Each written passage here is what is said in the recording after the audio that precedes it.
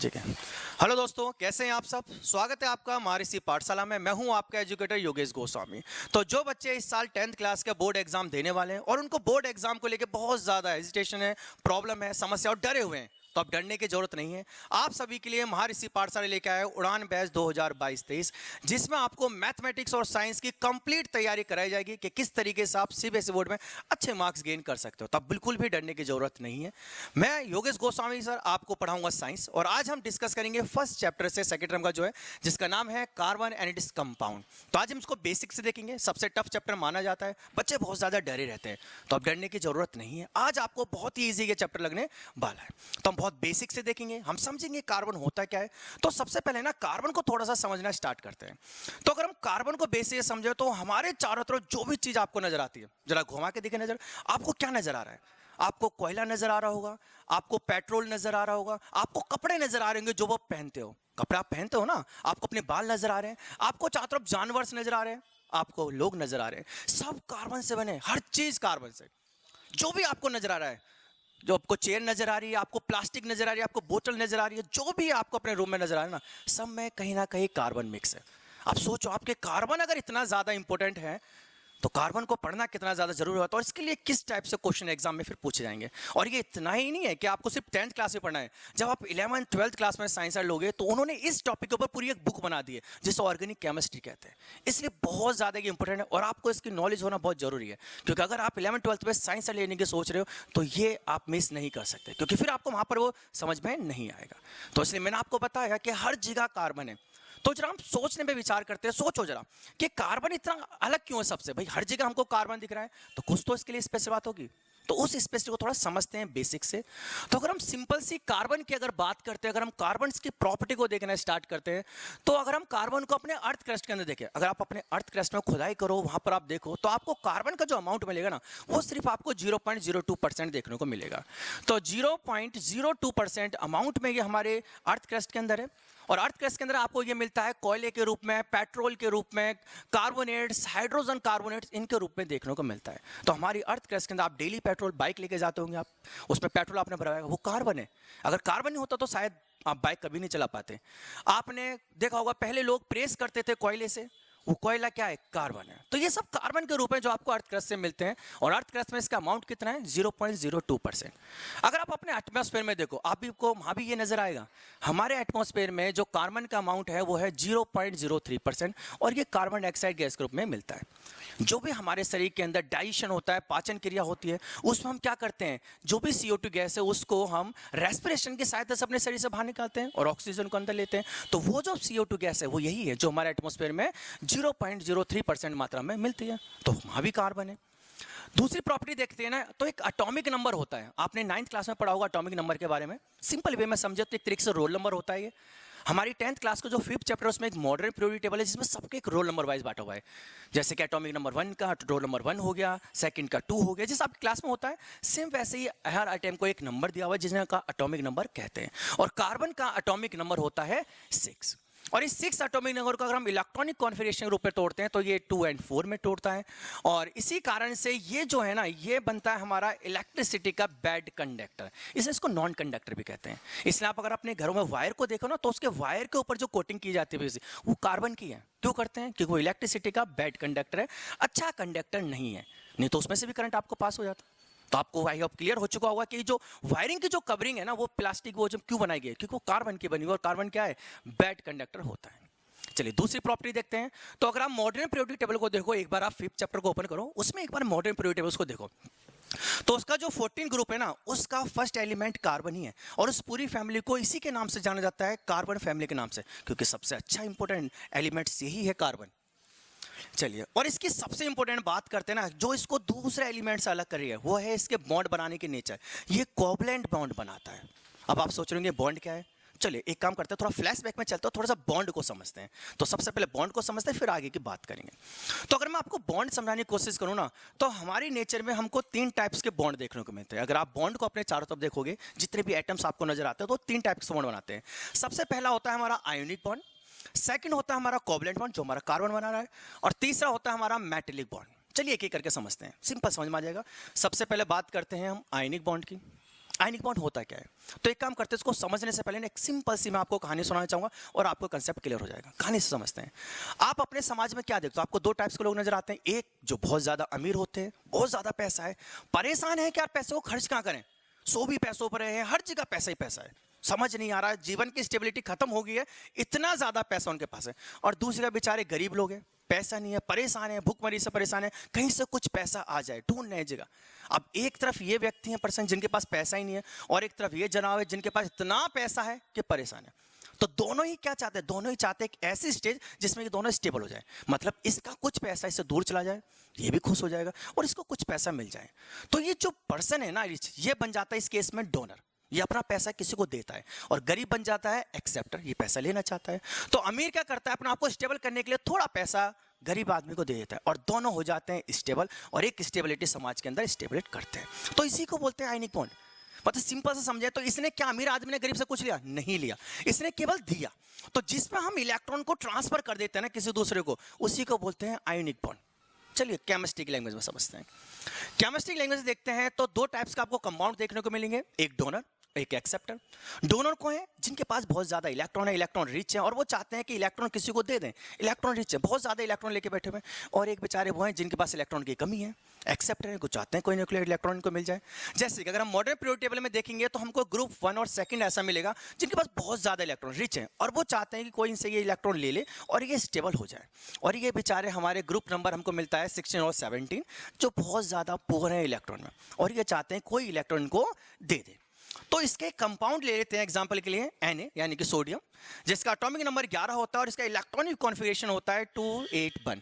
यानी कि आप ध्यान से देखो तो इसके पास एक इलेक्ट्रॉन फालतू, अगर ये निकल जाएगा ना तो ये स्टेबल हो जाएगा। आपने 9th क्लास में पढ़ा होगा कि अगर किसी भी एटम के आउटर मोस्ट सेल में कंप्लीट इलेक्ट्रॉन हो जाते हैं तो वो स्टेबल हो जाता है। जैसा आपने नील्स बोर की थ्योरी पढ़ी थी, तो उन्होंने कहा था कि किसी भी एटम का जो भी एटॉमिक नंबर है, अगर उसको हम 2, 8, 8, 18, 18, 32 याद है ना सबको, इसमें अगर हम तोड़ देते हैं और उसका आउटर मोस्ट सेल अगर कंप्लीट है तो वो स्टेबल है, अगर नहीं है तो वो स्टेबिलिटी के लिए रास्ते ढूंढेगा। जैसे इसके पास लास्ट में 1 है, अब इसको स्टेबल होने के लिए कितने चाहिए? कंप्लीट करने के लिए 7 इलेक्ट्रॉन चाहिए, बहुत ज्यादा है। तो क्यों ना ये किसी को एक दे दे, तो इसलिए ये बेचारा डोनर बन के बैठा हुआ है कि कोई इसका एक ले लेना तो ये स्टेबल हो जाएगा।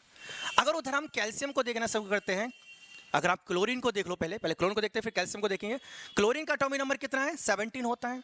इसको भी ब्रेक करो तो 287। अब देखिए जरा ध्यान से, इसको केवल 1 इलेक्ट्रॉन चाहिए, अगर इसके 1 इलेक्ट्रॉन मिल गया तो इसके 8 कंप्लीट हो जाएंगे और ये क्या हो जाएगा? स्टेबल। अब ये जनाब देना चाहते हैं, वो बेचारा 1 इलेक्ट्रॉन लेना चाहता है, तो ये दोनों क्या करते हैं? ये दोनों बनाते हैं आयनिक बॉन्ड, और सोडियम जो है ना अपना 1 इलेक्ट्रॉन क्लोरीन को दे देता है और दोनों बना देते हैं सोडियम क्लोराइड, और इसी को बोलते हैं आयनिक बॉन्ड। तो सिंपल सी डेफिनेशन बात करें तो क्या बनेगी? The transfer of electron from one atom to another atom is known as ionic bond. मतलब जिसमें एक एटम से दूसरे एटम में इलेक्ट्रॉन का ट्रांसफर होता है, उसी को कहते हैं आयनिक बॉन्ड। इसमें सोडियम ने कुछ नहीं लिया, बस सोडियम ने दिया है। आई होप पूरा क्लियर हो चुका होगा। कोई डाउट है तो उसे कमेंट बॉक्स में कर देना, हम उसका आंसर आपको वहां पर दे देंगे। चलिए अब दूसरा बॉन्ड समझते हैं, कोवलेंट बॉन्ड की थोड़ी सी कहानी समझते हैं। कोवलेंट बॉन्ड हमारे लिए ज्यादा इंपॉर्टेंट है, क्यों? क्योंकि कार्बन यही बनाता है और हमें चैप्टर भी कार्बन ही पढ़ना है। चलिए तो कोवलेंट बॉन्ड को अगर सिंपल सा पहले डिफाइन करते हैं फिर एग्जांपल समझेंगे। तो उसकी डेफिनेशन कहती है कि bond formed by mutual sharing of electron, मतलब वो बॉन्ड जो म्यूचुअल शेयरिंग से बनते हैं, जिसमें इलेक्ट्रॉन की क्या हो? साझेदारी हो। अब हम पहले बात कर रहे थे कि इलेक्ट्रॉन ट्रांसफर हो रहा है, और अब बात कर रहे हैं कि शेयरिंग हो रही है।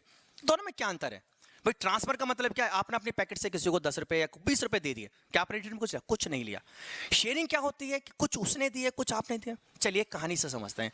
आप दो दोस्तों को ना बहुत ज्यादा भूख लगी थी, आप दोनों के पास 10-10 रुपए थे, आपने सोचा चलो होटल खाना चलते हैं।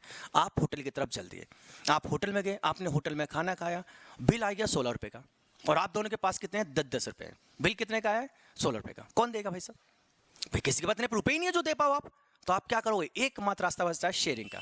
तो आप आपके दोस्त ने क्या करा? दोनों ने 8-8 रुपए मिलाए, और वो 8-8 रुपए करके आप दोनों ने क्या दे दिया? वो होटल का बिल दे दिया, और 2-2 रुपए बचे, उसमें आप घर आ गए ऑटो पकड़ के। तो यहाँ पर क्या हुआ? क्या किसी ने किसी को पैसे दिए? नहीं, बल्कि क्या करी? आपने साझेदारी करी, एक शेयरिंग करी, और आप इस होटल से बाहर निकले आराम से इजली। सेम यही करते हैं कार्बन के एटम्स, जिससे कि वो बनाते हैं कोवलेंट बॉन्ड। तो कोवलेंट बॉन्ड का मतलब ही है, चलिए इसको थोड़ा केमिस्ट्री की लैंग्वेज में समझने की कोशिश करते हैं।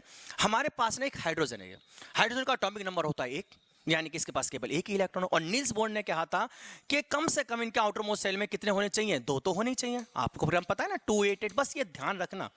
तो 2 इलेक्ट्रॉन होने चाहिए स्टेबल होने के लिए। अब बेचारा ये हाइड्रोजन बहुत ज्यादा परेशान था। इसके देखने वाले घर पे आए, इसकी शादी होने वाली थी, लेकिन हर कोई क्या चाहता है, ऐसा लड़का जो स्टेबल हो। और ये बेचारा एक ही इलेक्ट्रॉन लेके बैठा है, स्टेबल ही नहीं है। और इसका दोस्त भी बेचारा ऐसा ही है इसकी तरह ही, अनस्टेबल। तो उन्होंने सोचा कि एक काम करते हैं, कुछ समय के लिए तू मुझे अपना एक इलेक्ट्रॉन दे दे, मैं तेरा एक इलेक्ट्रॉन दिखा के अपना शादी कर लूंगा। तो इसने क्या करा, ठीक है भाई ले ले। इसने इसका इलेक्ट्रॉन लिया, उसका काम हो गया, उसकी शादी होगी, घर गृहस्थ उसने बचा लिया। अब दूसरे को भी तो जरूरत पड़ेगी। तो इसने कहा कि भाई अब मेरी बारी है, अपना भी इलेक्ट्रॉन मुझे दे। तो उसने कहा ठीक है भाई तू भी काम चला ले। देखा ना, हमारे घर में ऐसे तो होता है कि अगर कभी रिश्ते वाले आते हैं तो हम एक्स्ट्रा पड़ोसियों का प्लॉट भी अपना बता देते हैं कभी कार के, जी वो भी अपना ही है। क्या लेते हैं उससे, नहीं, शेयरिंग करते हैं बस। तो उन्होंने किसी को नहीं दिया, बस साझेदारी करी बॉन्ड बनाने के लिए। और दोनों ने मिलकर क्या बनाया, हाइड्रोजन बॉन्ड, जो बनता है H2O। तो ये क्या है, यही कहलाता है शेयरिंग ऑफ इलेक्ट्रॉन, यानी कि कोवलेंट बॉन्ड। और कार्बन यही बॉन्ड बनाता है। आई होप क्लियर हो चुका होगा। चलिए तीसरा देखते हैं। पहले एक बार टाइप भी समझ लेते हैं, फिर तीसरे पे चलेंगे, ठीक है। तीसरा क्या हमारा मेटलिक बॉन्ड है, तो पहले इसको थोड़ा सा और डिटेल में समझते हैं, फिर चलेंगे हम मेटलिक बॉन्ड पे। चलिए टाइप समझते हैं। तो 3 टाइप्स होते हैं कोवलेंट बॉन्ड के।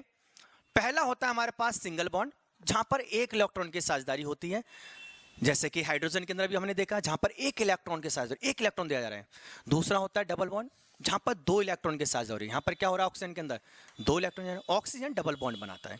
एक होता है ट्रिपल बॉन्ड, जहां पर 3 इलेक्ट्रॉन के साझेदारी है। भाई कोई किसी को 3 इलेक्ट्रॉन दे रहा है तो उसे बोलते हैं हम ट्रिपल बॉन्ड। 3 इलेक्ट्रॉन से ज्यादा कोई भी साझेदारी नहीं करता। क्यों नहीं करता, यह अभी हम थोड़ी देर में देखने वाले, पर फिलहाल आपको बस समझना है कि कोवलेंट बॉन्ड होते हैं single bond, double bond and triple bond के फॉर्म में। और कार्बन अच्छी बात है, वो तीनों ही बॉन्ड बना सकता है। कार्बन तीनों बॉन्ड बना सकता है और कोई इतना नहीं बना पाता, इसलिए कार्बन दूसरों से अलग भी है।